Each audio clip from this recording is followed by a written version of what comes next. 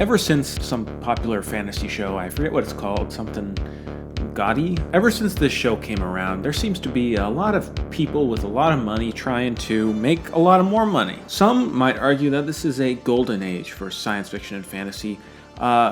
It's reaching new levels of popularity. I disagree a little bit with that. I feel like Game of Thrones has made fantasy appeal more to those who look down upon it. The point I'm trying to get at is fantasy since Game of Thrones is fundamentally changed. It's different. We're not going back to time before then. There's like an industrial complex built around fantasy shows right now from all of these streaming services, and I disagree a little bit with people saying, oh, golden age for science fiction and fantasy. Maybe that's the case in terms of publishers looking for fantasy or the way fantasy is selling. It's just a battle for IPs. It's a battle for who has the best brand, who has the best well-known brand. In comes our boy, Jeffrey Bezos, who has to be the biggest and the best and purchase the Lord of the Rings IP and property, whatever it's, I don't know what you call it. So the trailer comes out and it's of dubious quality. I personally don't know how much you can really ascertain from a, minute-long clip, if it is even that long. I have a number of hardcore fantasy fans in my community who I figured might have some thoughts on the general state of fantasy television, fantasy adaptations. I got a lot of responses, far more than I could ever possibly address in this video.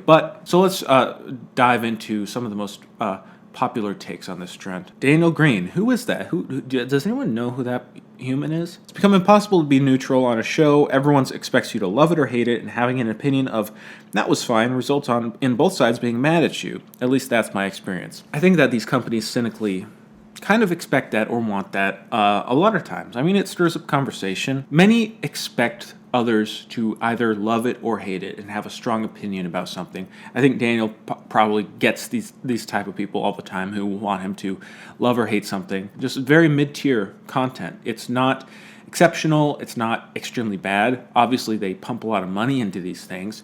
You hope it'd be better than it is, maybe, but it's not something I can get really angry about. And saying that was fine. Yeah, I mean, you're not supposed to do that.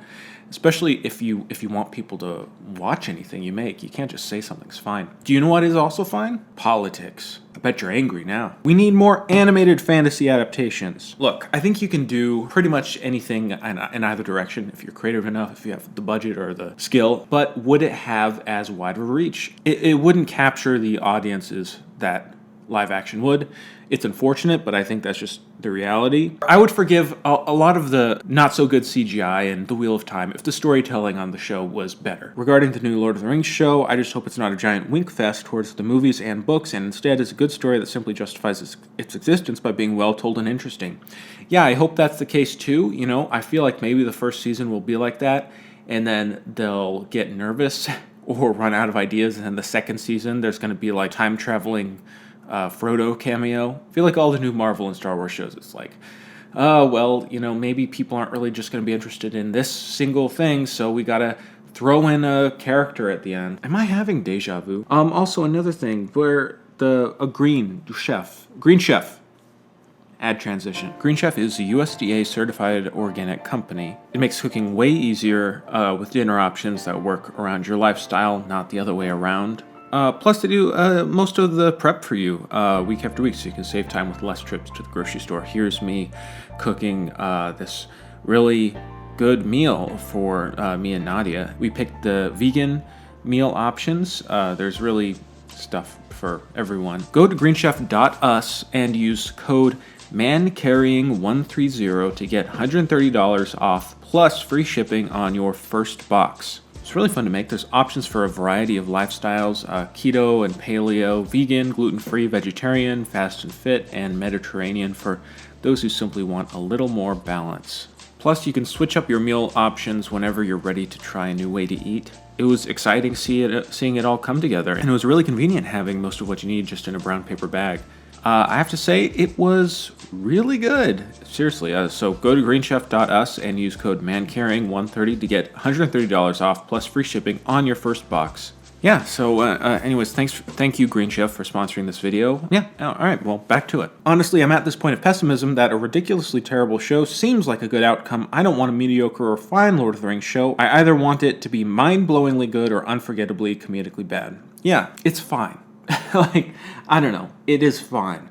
But they're not reaching for the freshest, the newest, the cutting edge in fantasy. I think you're going to find that in fantasy books. Some of the scenes from the Lord of the Rings trailer looked like cutscenes from an unfinished 2010 EA game. Yeah, I don't know what that was about. That was released at the Super Bowl, I think, right? Maybe there was a crunch. And also, a lot of these shows, they have huge budgets, but they aren't given enough time. I don't understand giving the Wheel of Time all this money and then only letting them do 8 episodes. It's gotta be tough, you know. I feel for these people who are putting their heart and soul into these projects. I don't want them to fail, you know. Fantasy adaptations are doing the same trend we saw in the early 2000s of book to film, except this time it's with streaming series or whatever. This, I find, feels like an issue because of the way large companies are just throwing money at something to get it out there so that they can make some profits off of it. No matter the quality of the series, even in the early 2000s, many of the big adaptations were given some degree of care. Lord of the Rings, Harry Potter, Aragon, Narnia. Something's popular, then you just have a million things trying to do the same until it dries up, and then it's a dead genre. I want them to do the ultimate prequel and finally show us Bilbo's conception.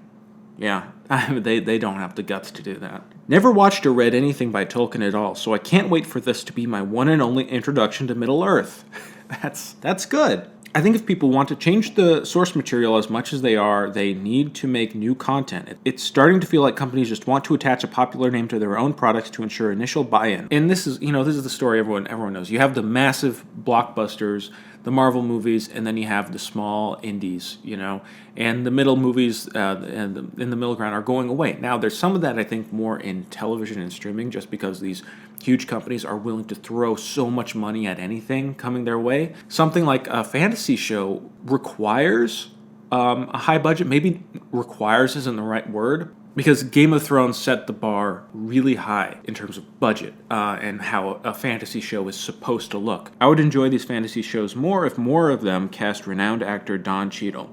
Absolutely. Most people who say it looks bad are blinded, the Lord of the Rings trailer, are blinded by nostalgia and compare it to the movie trilogy, which they have, through years of rewatching, made out to be pure perfection despite them not being as they remember. I just think there's nothing like them. They're very unique, and they really set a huge trend. I think in some ways, I personally think that the Lord of the Rings, the original trilogy, this is a bit of a tangent, but I think they suffer as a result of the trends that came after Lord of the Rings. I'm thinking of the big budget fantasy, Narnia, Pirates of the Caribbean, that were all trying to get the look of Lord of the Rings. I was watching, Pirates of the Caribbean and Narnia before I was watching Lord of the Rings. When I finally watched Lord of the Rings, it didn't feel as fresh or exciting. The reason why I love the Lord of the Rings trilogy, because the story is incredible. It's so well done. There's so much emotion, true, emotion, well written. I think people get too hung up on length when it comes to adaptations. There's this whole idea now that everything needs to be adapted as a series or can only be adapted as a show when a movie can work really well. I'm not going to read this whole comment because it's super long, but that point is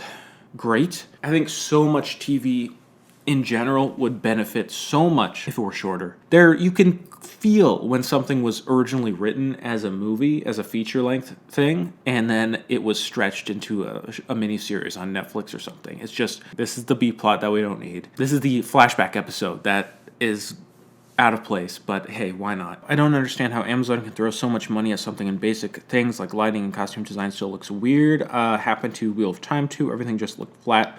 Where's the craftsmanship? I think there's a lot of craftsmanship that goes into these shows. I really just don't think I think they're rushed. The first season will be decent, but then they'll completely lose momentum for season 2, like countless other streaming shows. All the plot will happen in the first and final episode, and then the middle 6 through 8 episodes will be the characters arguing for the sake of filling time. It's abundantly clear that Amazon only wants to capitalize on the huge success of Thor: The Dark World by making a show with similar themes and motifs to those of Thor: The Dark World. If my prediction proves correct, however, it will not be anywhere near as good or perform anywhere near as well as Thor: The Dark World. The last good true fantasy TV series was Merlin. Nothing fantasy since has topped it. That's the most correct take here. John Hurt as a dragon? Man, I loved that show. Lord of the Rings? More like Board of the Rings. I have severe constipation at the moment, so I'd rather not reply yet, if that's okay. Take your time.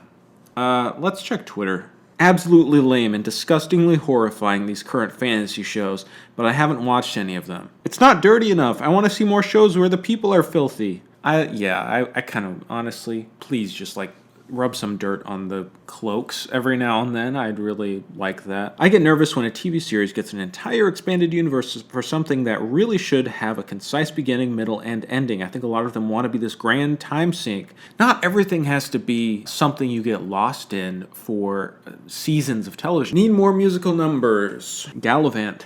I mean, Gallivant told some of the best stories in 30 minutes and had musical numbers. In theory, this is great. In practice, we're learning that Hollywood writers trying to add drama to story aren't nearly as original as they think they are. I think it's built into the blood of TV and TV structure.